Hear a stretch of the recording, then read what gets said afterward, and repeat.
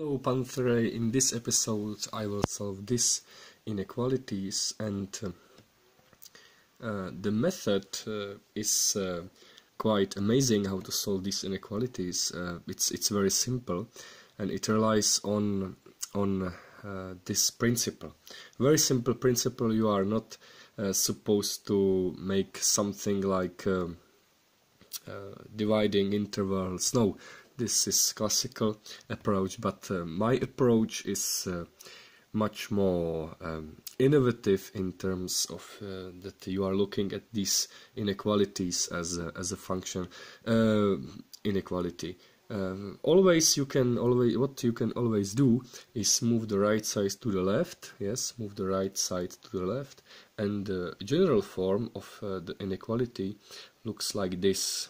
Sum fx, yes, is for example greater or equal than, this is just example, yes, this can be greater or equal or less than 0 or less or equal than 0. What does this actually means? This fx is greater than 0. That means that you have some function, yes, imagine you have some function f, yes, okay, you have some function f, and this is a real axis x, and this is y axis, okay, and this function looks like this, yes, for example, this is like singular point, yes, some separation, and it goes like this, for example. You can clearly see that to solve this equation, what is sufficient to do is to find regions where the function is continuous. Here it's from this point to the left, and from this point to the right the function is continuous. There is discontinuity, yes, like hyperbole 1 over x. And when you have the knowledge that the function is continuous, what is sufficient to do is to find two things, yes. First, you have to find all null points, yes, where the function is equal to 0. When you have it, when you have all null points, you then find a particular sign, yes. You will choose, for example, one representant, one number from these intervals. Yes, you have to split in half, yes, this interval, because there is discontinuity, and then you will compute whether it's plus for this particular number, minus, plus, positive or negative. When this turns out to be positive number, that means that all numbers are positive in this, and there is another null point, yes, in this case. Whenever it turns out this number is positive, that means all numbers here are positive.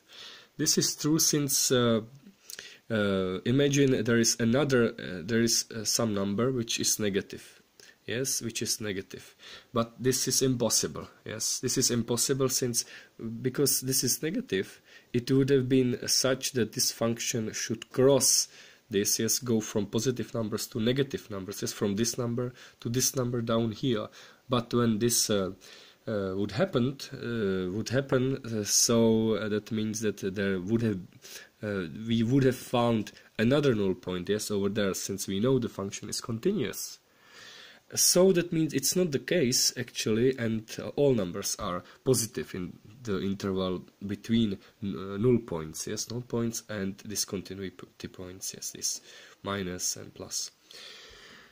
Well, what's the power behind this method? The power is that you can just solve equation fx is equal to 0. Yes.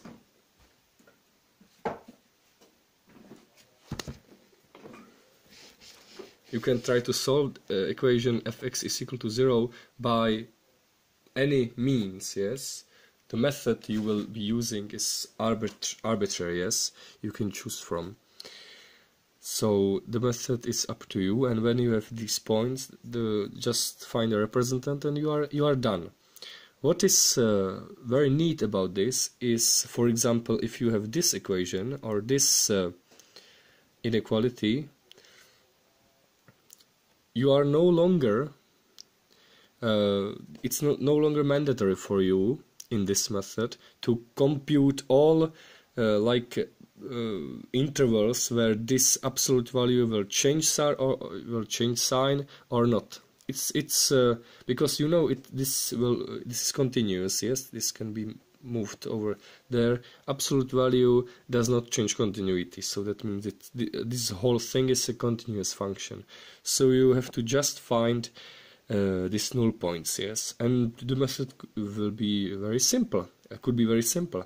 For example, you can just check, because there are actually two possibilities how this absolute value will look. The first one is x squared minus x minus 1 is equal to 0, and the second one is x squared with minus 1 is equal to 0. These are only two possibilities, and if you find one solution, two solutions from here, quadratic equation, two solutions from here, and compare it with this equation, whether they are satisfied with this equation, satisfy, for example, not satisfy, satisfied, then these are null points and you are done. You have null points of this continuous function, and you can proceed further. Okay, so let us solve these six examples, yes, from A to F, and you will see what's behind the method. Well, okay, let us first solve this example. Yes, 1 over x minus 1 over x minus 1 is greater than 1 over x minus 2. This can be solved very easily. The discontinuity points are 0, 1 and 2.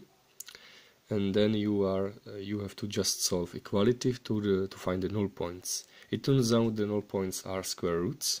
Yes, plus or minus square root of 2 from this. So you have this real line and discontinuity where the function is not continuous are 0, 1 and 2. I am using dashed line for this. And the null points are minus square root of 2 and square root of 2. For each of these intervals, you just find whether this inequality is satisfied. You will, for example, choose number minus 2, which is contained in this interval, and this is satisfied. So everything is satisfied here. This is not, this is satisfied, this is not satisfied, satisfied, not satisfied. So then it means that x is in this union of intervals. Yes, this interval, this interval, this interval. This is satisfied, this is satisfied. Well, the next case is this example. Here you have a square root of something which is parabola, and you have to first and this there in the denominator is x is not equal to minus 1. This is discontinuity in the function. In all other places in real line, the function is continuous except where this is negative or 0. Yes, so this has to be positive.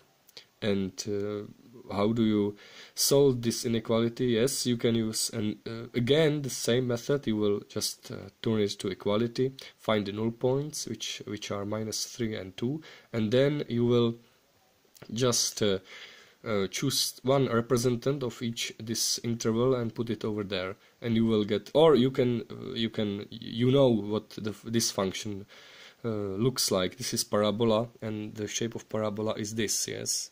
So you know this because there are the null points. The only part which where the parabola is positive is here. Yes, so it's interval minus 3, 2. So the null point is of this function is 1. Yes, because this is 0 when x is equal to 1. So there should be like dashed line, because this is not contained. The domain is from minus 3, 2, not containing minus 3 and 2, and not containing also minus 1. So, and you will then choose one number from each of these three intervals, and this is satisfied, this is satisfied, this is not. So the solution is right here. The next example is very similar. The domain you have first. For the domain of the function, you have to first solve this inequality, quadratic, the same method. Yes, this looks like this. Since this square root is not in the denominator, that means it can be 0. So when you do this and you can solve the equality, yes, to find null points of this function. So first you square it, but this squaring means that you will get maybe extra solutions which are not satisfied with this equality. So you get two solutions, and one of this, it's not valid. Actually, only valid solution is x2 is equal to 1. When you substitute in x is equal to 1, you get equality here. When you substitute 14 over 5, this will be positive, this negative. So this is only valid null point. So you have this picture, the domain is -2 to 4, and the only null point is 1. It can look like, for example, if you put it to the left, for example, as this, yes. So that means that this is positive. This is not null point. So this is higher. This can be higher than this. So the solution is one which is not contained because of this inequality to 4. D is very simple. This is a very simple example. This can be solved, for example, like because only in solve the equality, this can be solved very easily, -3 and 5, and this is also the picture and another. E, also very easy example to solve. First you solve the conditions for this is not equal to 0, you get this, and solved when this is equal to 0. So there are two cases. When this absolute value is positive, you don't know where it is, but it might be. You will solve it and you get these two numbers. Then you will substitute these two numbers back and you get 0 for both of them. And the same case is true for the second case, as both of these negative numbers satisfy this equation to 0. So there are actually four null points and only one discontinuity point, and you will do the same procedure and get this interval. This example is very easy indeed. Also, you just to have split in two cases equality, because you are solving equality first. This can look like with plus or with minus. You get multiple solutions. Every solution actually is a null point. You will put it over there, and then you will check whether the interval satisfies this inequality, just one number, and there is a solution for this problem. So I hope you enjoyed this video. Maybe it was helpful for some of you, and so see you next time.